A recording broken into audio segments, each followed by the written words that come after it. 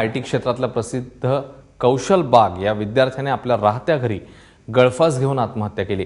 कौशलच्या आत्महत्येचं कारण समजू शकला नाही। नाशिकच्या के वाघ कॉलेजमध्ये तो आयटीचं शिक्षण घेत होता। अधिक माहिती घेऊया, आपले प्रतिनिधी प्रांजल कुलकर्णी आपल्या सोबत आहेत। प्रांजल, नेमकी काय घटना ही आहे आणि काय नेमके जी कारणं आहेत ती समोर येतात आत्महत्येची?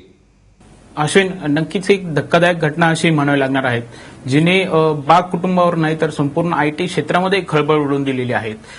कौशल हा केकेवाग कॉलेजमध्ये आयटी क्षेत्रामध्ये दुसऱ्या वर्षामध्ये शिकत होता।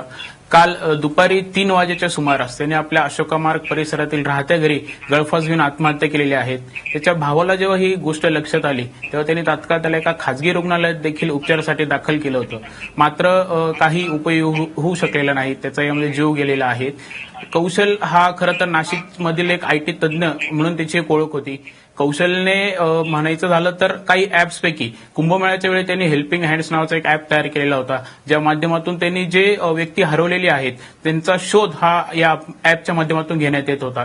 ज्या ॲपचं कौतुक हे महापालिका आयुक्त, कलेक्टर यांनी देखील केलं होतं। एवढंच नाही तर उज्जैन येथे जो कुंभमेळा झालेला होता तर उज्जैन सरकारने देखील कौशलला आमंत्रित केलेलं होतं, त्याच्या ॲपचा वापर त्यांनी केलेला होता।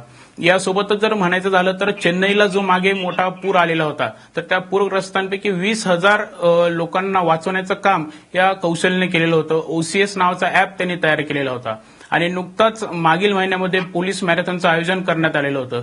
त्या मॅरेथॉनचं फेसबुकवरती लाईव्ह जे झालेलं होतं ते त्याने ड्रोनच्या माध्यमातून केलं होतं, जे पहिल्यांदाच असं कोणी लाईव्ह हे केलेलं होतं, जो चर्चेचा विषय ठरलेला होता। आणि काल याच कौशलने आत्महत्या केलेली आहे। सर्वत्र खळबळ उडवून गेलेली आहे की कौशलने नक्की आत्महत्या का केलेली आहे। कौशलने एक व्हिडिओ क्लिप ही तयार केलेली आहे। त्यांनी आत्महत्या करण्यापूर्वी मोबाईलमध्ये एक व्हिडिओ रेकॉर्ड केलेला आहे, ज्यामध्ये त्यांनी म्हटले आहे की मी स्वतः स्वइच्छेने आत्महत्या करतोय। मात्र यावर पोलीस देखील काही बोलायला तयार नाहीत। नक्की त्या व्हिडिओ क्लिपमध्ये असं काय आहे की त्यांनी आत्महत्या केलेली आहे? पोलीस यावरती बोलायला सध्या नकार देत आहेत। त्यामुळे नक्कीच याच्या आत्महत्येचं कारण हे अद्याप समजू शकलेलं नाहीये।